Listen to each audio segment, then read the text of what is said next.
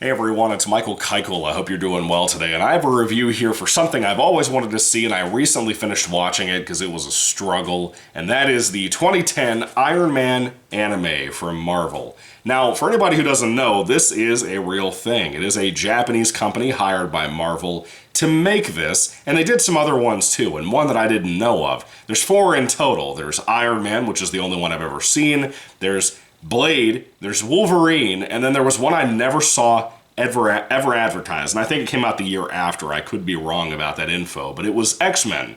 Wolverine was dragged over to there. Wolverine has a cameo in here, and I think I heard he's in Blade as well, quickly. It's like a 1-episode, 10-minute thing, and that's it, in all of them. So anyway, I'm excited to see Blade. I'm excited to see Wolverine. I'm excited even to see X-Men. I'm not even an X-Men guy. But what I was really the most excited about was Iron Man, because I'm a huge Iron Man guy, and this just let me down so badly.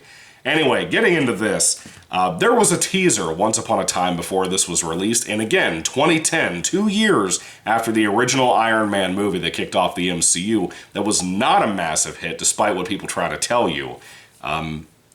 This was, that first trailer that came out was amazing. It was completely hand-drawn, it was very stylistic.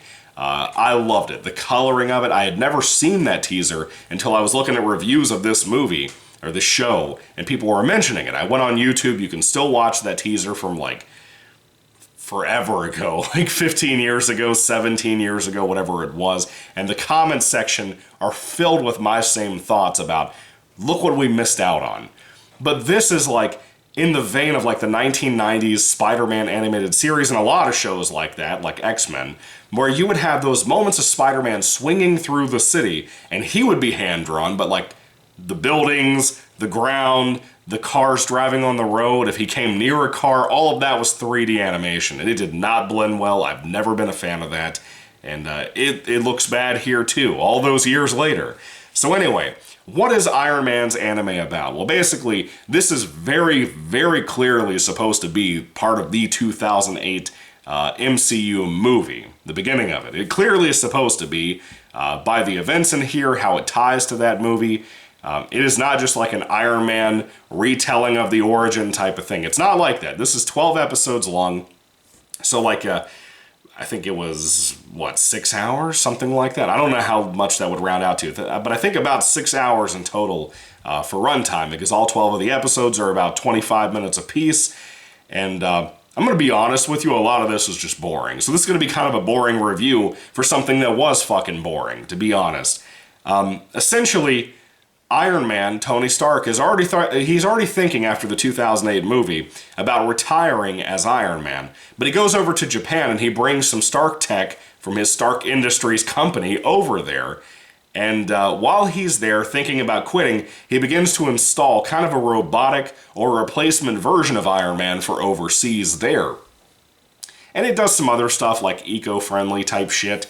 And that's it. That's basically the story. There's other characters that he runs into because he begins to get attacked by really generic, boring Iron Man villains, which a lot of them are. Let's just be honest. Iron Man does not have the best villains ever. You're there for Tony. You're there for Iron Man, the outfit, and how badass it looks. The costume in here is the same one that Robert Downey Jr. was wearing in the original 2008 movie, and it's badass. I love it, dude. It's so good. But outside of that, outside of how colorful it can be, think of the most generic, dull, passionless anime or TV or cartoon you've ever watched in your life. That is what this is like. To me, it's grating, and I've heard a lot of people try to say this is the best of all 4 of the animes out there for Marvel that I just mentioned to you. I would be shocked if Wolverine, X-Men, or Blade are more boring than this. Because at least Blade would have vampires. At least Wolverine could have Sabretooth. I'm not saying he'll be in there because of copyright issues or something, but there's a chance, right? X-Men, a lot of cool villains out there, despite me not being an X-Men guy. There's a big opportunity for those things to have a lot of promise, in my opinion. Whereas this is Iron Man, and they try to do some new villain stuff. And that was kind of shitty, to be honest with you. I was not into that at all. But I wanted to like it more. There's all these like side plots. At one point, there's kind of a love triangle between Tony, a journalist that he meets, and her little sidekick buddy who likes to eat all the time, who I thought was kind of the most humorous part of the show, to be honest. And also another chick that Tony kind of tries to befriend over time that he's working with, coming to Japan to begin with, who is like a sexy secretary type. But that little love triangle there, to me, isn't really a triangle. Some episodes, like the first 4 or 5, Tony has a thing for this journalist, kind of flirting with her. She does the typical anime stuff where she gets embarrassed, she slaps him, that kind of thing. And then she just doesn't have a whole lot of communication with Tony later in the show. He begins to talk to the secretary type of chick. Things happen with that. Whatever. There's a lot of stuff in here that I think would piss people off. If they're a big fan of the 2008 film like moi, I think that movie is magnificent. It's perfect in my opinion. Watching this and seeing, I wouldn't say it's disrespectful to some of the things that happen in the origin of Iron Man, but a lot of the events and the basis for what happens in this anime tie back to some of the things that inspired Tony to escape the cave and become Iron Man. And I think that shit is bad. It could have been done well, and I would have been fine if it had been done well. But the idea that this is clearly tying to the MCU, despite a couple of discrepancies there, but who cares about that? I am disgusted with that part of it because I wanted it to be so much better. And again, the execution is so bland and boring. It just feels like a lot of the time Tony is walking hither and thither, standing there, and just chilling, you know? Now let's get on to the performances. I think most people in this, like the 2 love triangle chicks, the buddy of the one chick who's a journalist, I think they're all pretty well cast. They're good. The main guy, playing Tony, the voice, for me personally, the voice does not suit the look of Iron Man, the look of Tony in this. It's not even like the Earth's Mightiest Avengers TV show where it's trying to have clearly a Robert Downey Jr. impression of Iron Man, which I thought was great for that. I think that's the name of that show, right? Pretty sure it is. I'm pretty sure. Anyway, or Avengers, Earth's Mightiest Heroes, whatever that show was around Spectacular Spider-Man's time. Great cartoon if you haven't seen it before. Definitely check it out. But that show had a Robert Downey Jr. Impression for the guy playing Iron Man, and it was great. I liked it. It was kind of knockoff-ish at first, but it was good. It suited that character. I think Robert Downey Jr. has become so iconic as Iron Man that I can't read the comics without hearing his voice, just like I can't read Batman comics and not hear Kevin Conroy. Now, the guy here, remember, Iron Man was not a massive hit in 2008. It was okay. It was good for popularity's sake, but it wasn't a huge hit. You did not have the droves of people going to that like you do with the Avengers, or even with Captain America, for God's sake, which surprised me a lot, because that was a bigger audience when I went to see that with my dad, versus Iron Man. And Thor. Or Hulk, for that matter. This actor is not really doing an impression of Robert Downey Jr., but he's not really doing his own thing in a good way, you know? I don't like it. I don't think the voice, the way the voice is, the octave of it or anything for that matter, sounds very Iron Man or Tony Stark. I don't know. I just don't like it.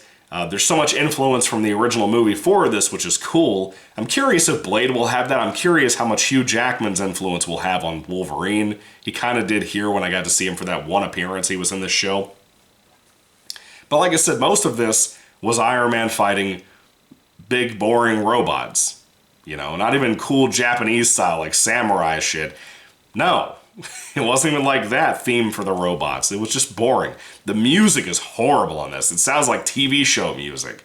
It is just a fucking terrible show. And you have the option to watch it dubbed. I did that for the English dub because I don't watch shit subtitled. I just don't. I won't watch shit in other languages most of the time the older I get. It's not a pompous thing. It's just an American thing. So that's just me. But anyway, not a fan of this. The hand-drawn stuff looks good. But the fights, compared to the teaser that we got that was so incredible all those years ago that I had never seen until recently, like I said, that teaser, the fights looked amazing. In this, it's Okay, I'm gonna fly up there and punch you. Okay, you hit me. Now I'm gonna spin around in the air and I'm gonna come back at you. I'm gonna try to hit you again real hard this time, maybe even with my head. It's fucking boring. The fights are boring, the dialogue is boring, the plots are boring. What do you want me to say about this that could make this defensive anything worthwhile at all, to make it sound like it could be good for you? If you're a diehard Iron Man fan, I guess check it out, but otherwise, if you're a normie, if you like the MCU stuff, this is not good. Do not waste your time on it, you're not going to like it. But like I said, I do have the other ones now. I am going to try to watch those at some point. I will never watch this again. I just won't. It's bad. So anyway, if I had to rate Iron Man's anime on a 5-star basis, I'd give it like a 2 out of 10. It's rough. I want to like it more. I appreciate the animation and the colorfulness of it. But man, does it drop the ball so fucking bad. Anyway, let me know what you think about it down below if you've watched this or the other animes. What do you think is the best one? What's the worst one? Rank them out if you've seen all 4. I'd love to hear all that down below. I know there's like another Iron Man movie that's in the vein of this called Rise of Technovore, I think is what it's called, on like Disney Plus. I think you could get it on DVD back in the day. Never seen it. I hope it's good. There's like another animated movie I do own called like The Invincible Iron Man, which I've never seen. I hope that's good too. I'll check it out sometime. But it's got to be better than this. Both of those have to be better than this shit. They do. I don't believe otherwise, so we'll see. Anyway, thank you all for watching, guys. God bless you all. Catch you later, and goodbye.